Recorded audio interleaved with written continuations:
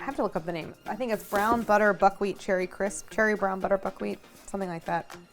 Cherry and brown butter buckwheat crisp. So the brown butter buckwheat crisp topping is as follows. Hi everyone, I'm Claire Saffitz. Welcome to my home kitchen. Today is an exciting day in the Dessert Person YouTube land because What's for Dessert, my new book, is out this week.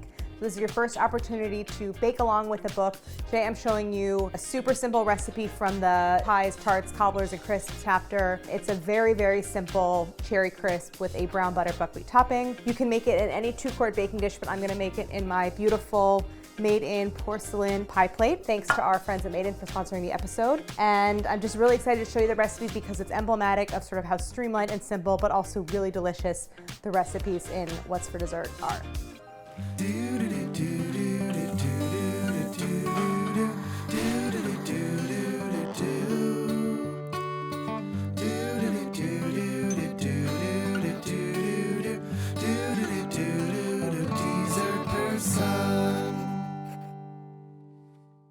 I love baking with cherries and I love baking with buckwheat, and they are two flavors that go really well together. It kind of makes me think of like certain Eastern European desserts that use a lot of sour cherries, and buckwheat flour is a common ingredient in Eastern European baking, so I feel like I have some connection to that tradition. It has a really, really earthy flavor and it pairs really well with kind of the bright juiciness of cherries. I like this recipe because it's a nice break from like winter baking where you're focused so much on like apples and pears and that kind of thing. So it's an opportunity to bring like a little brightness of summer into your winter baking because it does rely on frozen cherries. So ingredients. The one kind of specialty ingredient in this recipe is raw buckwheat groats. So if you've never seen whole buckwheat, it almost looks like if you took a hazelnut and shrunk it down to like a little teeny tiny size. There's something called kasha, which is toasted or roasted buckwheat. So you don't want that, you just want raw buckwheat groats. Then everything else should be really easy to find. I have some buckwheat flour, dark brown sugar, all-purpose flour, 1 egg white. I'll talk about why I'm incorporating an egg white, ground cinnamon, unsalted butter, kosher salt, some vanilla extract, a lemon, I'm going to use the juice and the zest, and then cornstarch and granulated sugar. So really straightforward, and then of course 2.5 pounds of frozen cherries. If you're using frozen, you don't have to thaw them. You can just bake straight from frozen. What you'll need for the crumble topping is a saucepan because we're going to brown the butter and toast the buckwheat together.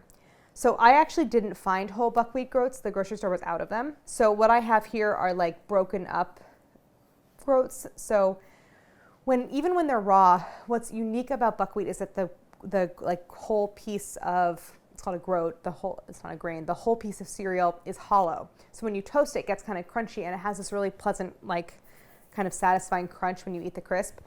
I'm not gonna get that in this one because I'm using like cracked groats and not whole. Either way, I'll still get the flavor, but if you can use raw whole groats, I love the texture. They make these like satisfying little pops when you eat it. Before we get into the recipe, I want to thank Made In, our sponsor for this episode. I love baking in Made In's full line of porcelain bakeware. Today I am making the cherry crisp in this beautiful 9-inch pie plate. I love baking in porcelain because it is non-porous, naturally non-stick, and it can go from the freezer or fridge to the oven to the table. It's thermal shock resistant up to 650 degrees, so it's just such a pleasure to bake in, and it looks so beautiful. Every piece is hand finished and crafted in France. And it's obviously perfect for holiday baking, so for all of your Thanksgiving pies, Christmas desserts, go to madeincookware.com. Check out their entire line of porcelain bakeware, also their line of carbon steel and stainless steel cookware, which I love using in my kitchen. All of their products are amazing gifts for the holidays. If you use the code below, you can get 10% off your entire order, so go to madeincookware.com. Also check out their YouTube channel. What's up, Rhoda? Good friend Vinny's up over there. Love working with Made In, and now let's get back to the recipe. I'm gonna put together my brown butter buckwheat crisp. That's the topping that goes over the cherry filling. So I have 6 tablespoons of unsalted butter here.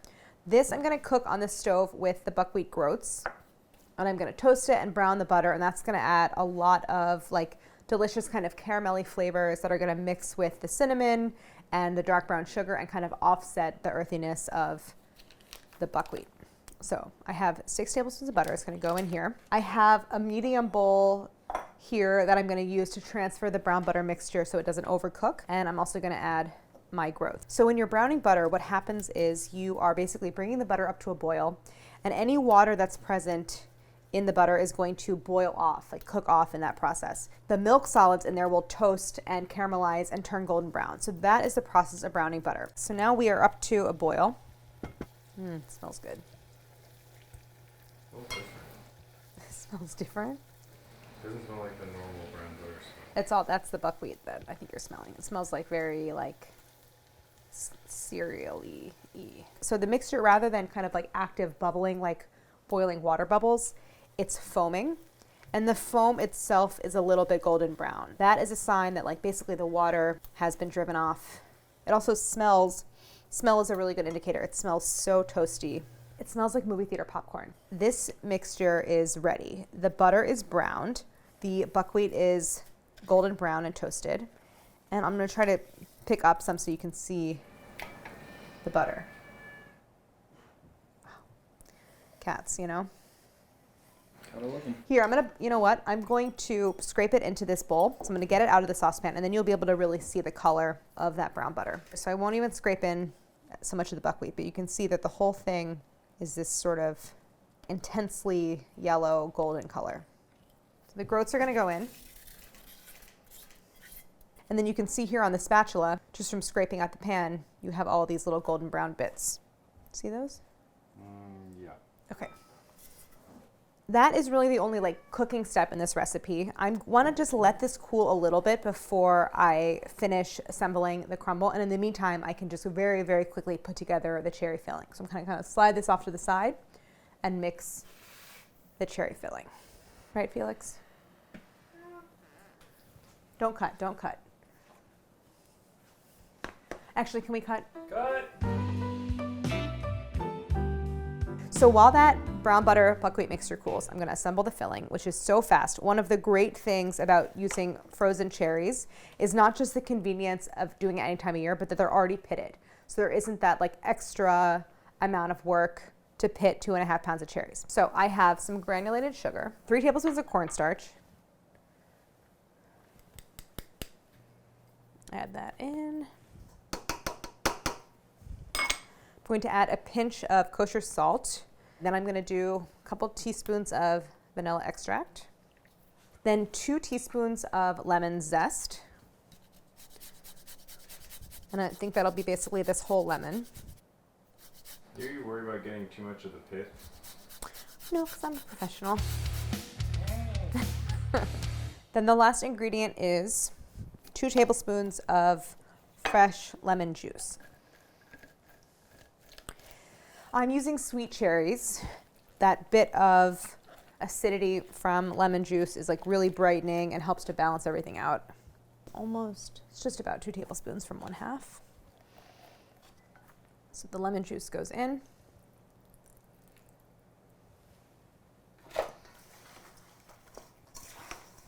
And I'm tossing all of this together. If you are using frozen cherries instead of fresh, you don't have to thaw them first.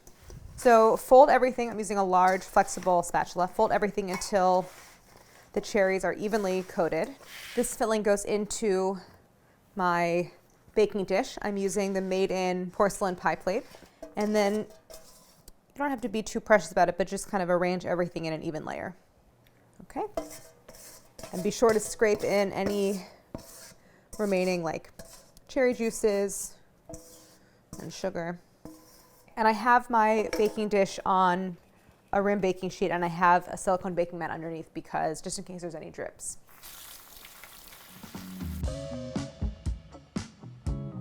So I have my brown butter buckwheat mixture. It is a little bit warm, but it's not hot. So I let that cool. And what's important to remember about working with brown butter is there is no water content. So when you mix brown butter with flour, there is no water to initiate gluten development. And that just means that the texture tends to be really crumbly and a little bit soft. So I want this crumble to be like crunchy and to give texture to the dish. So I have to add water back in. So my workaround is actually to add an egg white, because the egg white adds binding, plus it's mostly water, so it's adding back in that moisture, which will help to develop some gluten so that I get a crunchy topping. So I'm going to whisk my egg white into that brown butter mixture. And that's why we want to let it cool, because I don't want to like cook the egg white as I incorporate it. So the mixture gets kind of thick and like a little bit satiny, just like that. Now I want to add the rest of my crumble ingredients. My all-purpose flour, my buckwheat flour, a little bit of cinnamon. The warm cinnamon spice goes really well with both the cherries and the lemon and the filling, as well as the brown butter and the buckwheat. So it kind of ties everything together. And then dark brown sugar, so 6 tablespoons. Last, a half teaspoon of kosher salt. I always use diamond crystal kosher salt. It's very available near me. I like the texture of it, but it doesn't matter. Like any kosher salt is fine. If you're using Morton, just know that you're always going to use half as much as what I'm using here, but I usually call it out anyway. So then I'm going to take my flexible spatula and just start to blend everything together. So you're kind of folding. I want to incorporate all of the dry ingredients evenly and start to develop that crumbly texture. Sorry, kitty cat. Off the counter. Off. Off. Get off the counter, Felix. Go. I'm sorry, kitty cat, but you gotta go away. Sorry, kitty. There's a lot going on. Please get down. Please get down. Please get down. What? What? You had so much food already today. So now I have this really nice crumbly mixture. And I like to go in with my hands and just give it a little bit of a squeeze. You want to mix it until there's no more like floury areas and the whole thing holds together. Now, because I had cracked buckwheat, I don't really have like distinctive bits. I mean, I do sort of, you have to look carefully, but using whole groats, as you should, you'll see like the whole groats kind of sprinkled throughout, which is a really nice visual cue. So this is my brown butter buckwheat topping, and this is going to go over my cherries. I'm just going to sprinkle this evenly over the cherries. And I kind of like to squeeze and then break up the mixture because it makes different sizes of crumbs, which I really like. So there's no batter? No, there's no bottom crust. This is why it's so easy. It's just like mix the filling. It's so much easier than pie. I mean, I love pie. I'll always love pie. I will always want to make pie, but this is so much easier, so much less work. There's a time for pie and there's a time for crumbles and crisps, I think. It might seem like a lot of topping for the amount of fruit, but it really does cook down. So use it all. I'm just kind of covering every little bit of cherry. So when you're baking this, it's the same principle as for pie. Like I need the filling to cook all the way through and to come up to temperature, and because I want that cornstarch to activate. So I have to cook this pretty thoroughly. And then of course I want the crumble on top to to cook the way pastry would cook. So I want it to get caramelized and golden and crunchy and all that. So we'll talk about those indicators. But mostly you're looking for bubbling juices in there. This goes into the oven at 350 and it's going to bake until I see bubbling juices and a really solid golden dark lid of crumble. If you feel like it's getting a little bit too dark before you see those bubbling juices, you can tent a little bit of foil over the surface. So it'll take about, for frozen cherries, a little more than an hour. If you're using fresh, it might take around the 1 hour mark. I'll set it for an hour for now. Okay. The crisp has been in for about 1 hour and 10 minutes. I'm gonna pull it out. The top didn't get too dark, so it looks really good, and you will see some of the crisp will disappear in those fruit juices. That's really normal. So I'm gonna pull it out. I have lots of bubbling juices. So good. I'm really like the doneness of the crisp. So when I give it a little poke, I can feel that it's nice and hard. It's gonna be crunchy when it cools. All of those cherry juices have come up to a boil and have thickened. It looks so good. I just wanna let this cool. And then I have some vanilla ice cream, which is really the perfect accompaniment. So we'll come back and taste it once this has a chance to cool off a little bit. Take a shower. That's a win. And I had my coffee. And I had a bowl of oatmeal. I think that's what it was, the oatmeal. And now I get to eat this. Okay. Obviously it's the next morning because my hair is wet and it's morning. Should we say that? We should let the people know just in case they get confused. Yes, okay. So this crisp I baked yesterday. It was getting kind of into the evening, and so we decided to wait until this morning to do the final taste. We let it cool overnight.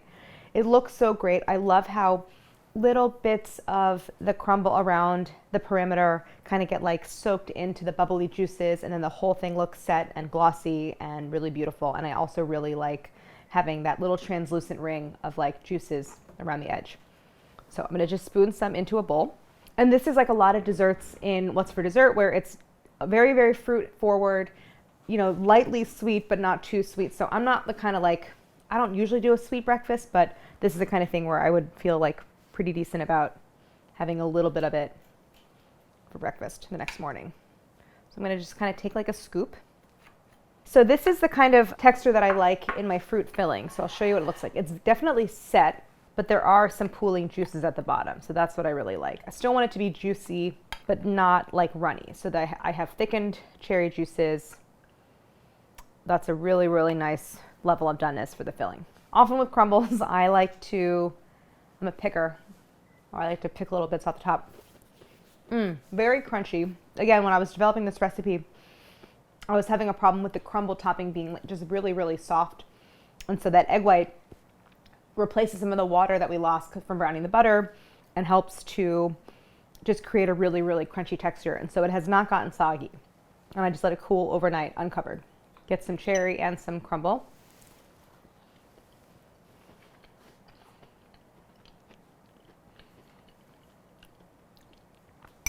I think it's an amazing use for frozen cherries. All those juices really concentrate, and I love that they maintain their shape, and so you get these little jewel-like pops of cherry. And the crumble topping is buttery and kind of toasty, and even though I didn't have whole buckwheat groats like you're supposed to use, I still get little bits of crunch from those pieces. So overall, it's like, does everything I wanted to do on both a flavor level with the bright cherry filling with the lemon and the kind of earthy, buttery topping. Plus texturally, I love that contrast between fruit on the bottom, crisp on the top. I think that this is a great thing to make in wintertime using frozen cherries, and it's a great break from the typical sort of baking fruit for winter, like pears and apples. So I hope you give it a try. I also hope you check out Maiden's full line of porcelain bakeware. Go to maidencookware.com. Use the code below for 10% off your total order. And I want to thank Maiden for sponsoring this episode and making such a beautiful pie plate for our cherry crisp. So thank you for watching, and don't forget to like and subscribe.